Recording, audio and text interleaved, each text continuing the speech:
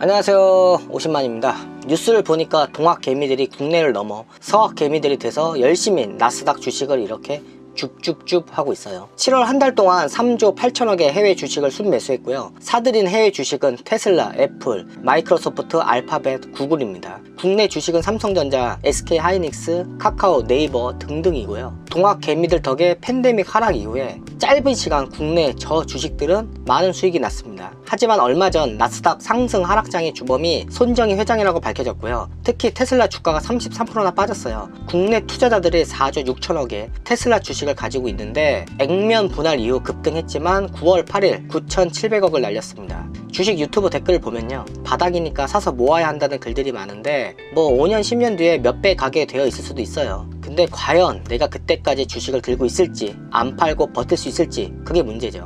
아마 신용거래 또는 몇 달 안에 써야 할 돈으로 주식을 해서 똥줄 타는 분들도 많을 겁니다. 많은 사람들이 노동으로는 흑수저 탈출이 불가능해서 남녀노소 소액으로도 할 수 있는 주식 재테크에 뛰어드는데, 그럼 대중의 주식 열풍이 자영업자나 시장 경기에 좋은 영향을 줄까요? 아니면 나쁜 영향을 줄까요? 난 결코 시장 경기에 좋은 영향을 안 준다고 봐요. 주식이 오르고 수익이 나면 주식하는 사람들이 소비가 이렇게 좀 막 늘어날 것 같죠? 주식 경험자로서, 그리고 주변 주식하는 사람들 지켜보면서 느낀 점은, 주식이 오르면요 오를 것 같아서 못 팔고요, 주식이 떨어지면 손해가 나서 못 팝니다. 일단 주식을 하는 사람들 절대로 주식 잔고를 0으로 못 만들어요. 오히려 예금, 적금 등 이자가 없는 금융상품에 넣어두는 게 내 자산의 감가상각이라고 보고요, 주식 물타기 등 여러가지 이유로 항상 주식을 사들입니다. 주식하면 긴장 탄다, 내 생활이 없다, 쫄리다, 그냥 좀 쉬고 싶다 이렇게 하는데, 그 쫄리는 맛에 주식을 하고요, 그 긴장감이 짜릿한 기쁨과 재미를 줍니다. 주식장이 안 열리면 허무하고요, 심심해요. 솔직히 주식 오를 때 기쁨, 떨어질 때 초조함이 도박하는 그 느낌과 큰 차이가 없어요. 또 이 얘기하면 뭐 주식은 투자다, 도박과 다르다, 뭐 이런 댓글들이 아마 줄줄이 달릴 겁니다. 그리고 사람들이 주워들은 것들이 있어서 스타벅스 커피를 사 먹을 돈으로 스타벅스 주식을 산다는 논리로 소비를 줄이고 주식을 사요. 금융 자산은 있는데 정작 쓸 돈은 없죠. 내 재산은 스마트폰, HTS 화면에 숫자로만 나타나고요, 정작 지갑에 현찰은 얼마 없습니다. 코로나 사태 훨씬 이전부터 시장 경기는 안 좋았어요. 높은 집값에 취업이 힘드니 결혼을 안 하고, 비혼 인구가 늘고 여자의 출산 연령이 높아지니까 출산율은 떨어지고요, 저출산 세대가 지금의 이 청년 세대고, 역시 이들은 결혼을 안 하고 출산율은 더 떨어지고, 악순환의 반복이죠. 거기에 주식 투자라.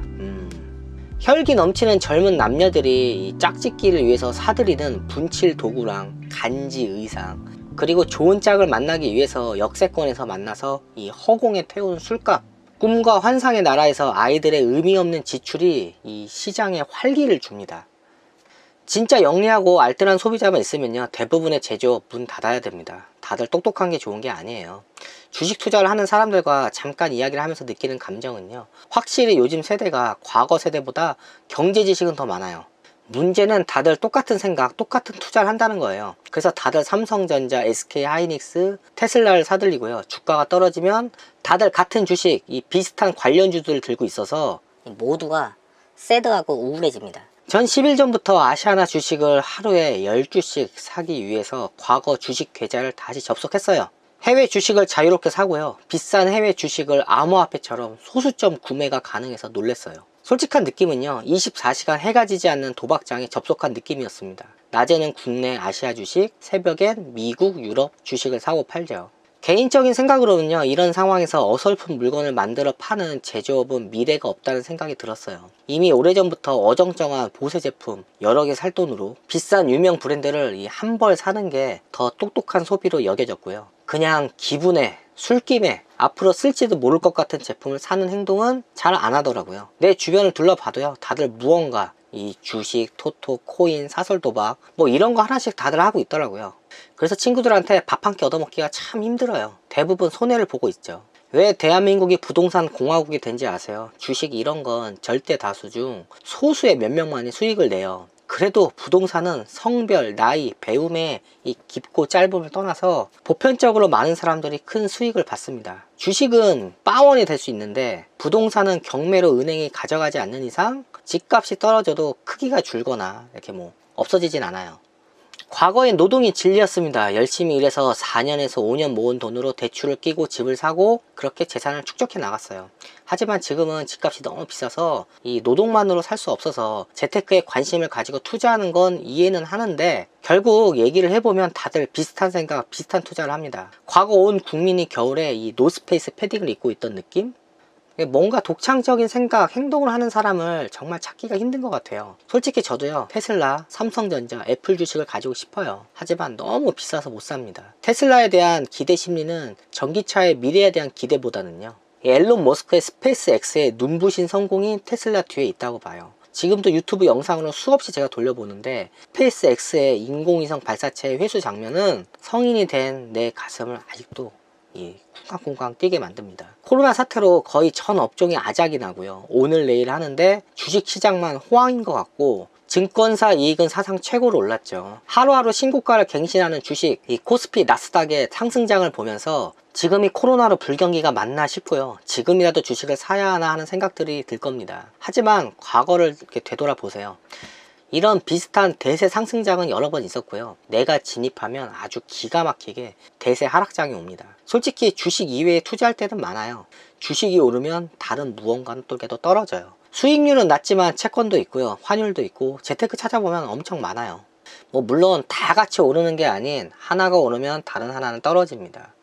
누구나 다 알지만 쌀 때 투자 상품을 사야 하는데, 쌀 때는 솔직히 분위기가 안 좋아. 들어가기가 무서워요. 더 큰 문제는 적어도 2년에서 4년은 기다려야 하는데, 당장 쓸 돈으로 투자하면 못 버팁니다. 극히 개인적인 내 생각으로는요, 코로나 백신을 가장 빨리 개발할 나라는 나는 중국이라고 봅니다. 인권하고 언론이 통제된 나라라 이미 사람을 상대로 접종 중이고요. 전 세계에서 가장 많은 임상실험 데이터를 가진 나라가 중국일 거예요. 다들 코로나로 인해서 힘들고 어려운 와중에 기회를 찾고 이 미래를 바라보려고 하는데, 문제는 다들 비슷한 생각, 비슷한 행동들을 해요. 정말 생각을 복사한 듯이 너무 다들 비슷한 얘기들만 합니다. 어차피 투자 수익이라는 게 내가 100만원을 넣고 10배가 올라서 1000만원의 이익을 봤다면 누군가 900만원을 잃었을 거예요. 900만원이 저절로 생겼다 보진 않습니다. 누군가는 나보다 비싸게 샀으니까 오른 거겠죠. 앞전 영상에서도 말했는데요, 내가 없는 살림에 코인을 이렇게 조금씩 사서 모으고 아시아나 주식을 사서 모으는 이 상황을 부정적으로 보는 사람도 아마 있을 겁니다. 빚이 있는데 투자라니 정신이 있는 건가? 이렇게 생각하겠죠? 워크아웃을 해서 한 달에 122만원만 내면 돼요. 워크아웃을 한 궁극적 이유가요, 바로 시간을 벌려는 겁니다. 그리고 내가 2년간 이것저것 저지른 일들이요, 지금 매달 100만원이 넘는 소득을 올려주고 있어요. 2018년에 두 손 들지 않고 어설프게 버텨서 2020년 코로나를 맞았다면요, 난 지금 더 큰 피해를 입었을 거고, 지금 굉장히 진짜로 어려웠을 겁니다. 나는 어쨌든 망했을 겁니다. 그건 사실이에요. 그나마 지난 2년 동안 사업장 밖에서 좀 답을 찾는 행동이 그나마 내 숨통을 트게 해줬어요. 그 점은 다행이라고 생각합니다. 올해가 지나서 내년엔 월 200만원까지 노동 외 소득을 만드는 게 목표입니다. 소득이 늘면 내 노동시간은 단축되고 그만큼 내 사업과 다른 일에 신경 쓸 시간이 많겠죠. 불가능해 보이는 소득을 만들기 위해서 2018년, 2019년 막리를 뛰면서도요, 새벽잠 안 자고 이 유튜브를 한 겁니다. 아시아나와 코인에 관심을 갖는 이유는요, 다들 너무 부정적인 시각이 강하고 관심이 없어서예요. 내가 산 코인이 휴지 조각이 되고요, 아시아나 항공이 없어질 수도 있어요. 하지만 코인이 휴지가 됐다면 2년 전 됐겠죠. 코인도 유지 중이고 아시아나 항공도 어렵지만 아직은 존재해요.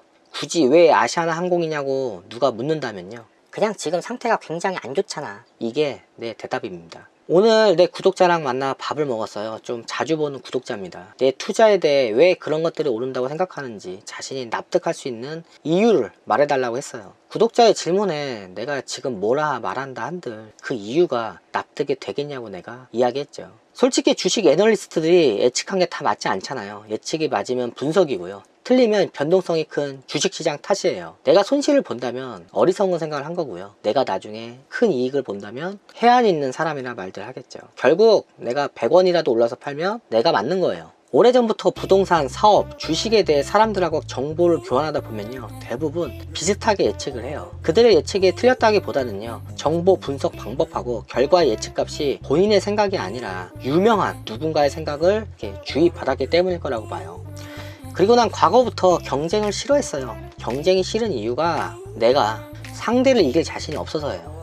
다들 코인 아시아나 항공에 관심을 가졌다면요, 전 다른 걸 찾았을 겁니다. 난 남들 안 하거나 하기 힘든 거 하면서 살아요. 그게 결국엔 돈이 돼요. 그냥 좀 남들하고 다른 시각으로 보고요, 다른 생각, 다른 행동도 해보길 바래요. 투자가 성공적이면요, 내 인생을 찬란하게 만들어주지만 9번 잘하다 얘 한 번이라도 크게 얻어맞으면요, 진짜 골로 갑니다. 반대로 9번 잃다가 크게 한 번 먹으면 냉철한 승부사 소리 듣고요, 결국 뭐 내가 잘 되면 어떤 이유라도 다 끌어붙여서 말하면 다 맞는 말이 되는 겁니다. 아시겠죠? 그럼 영상 마칩니다. 안녕히 계세요.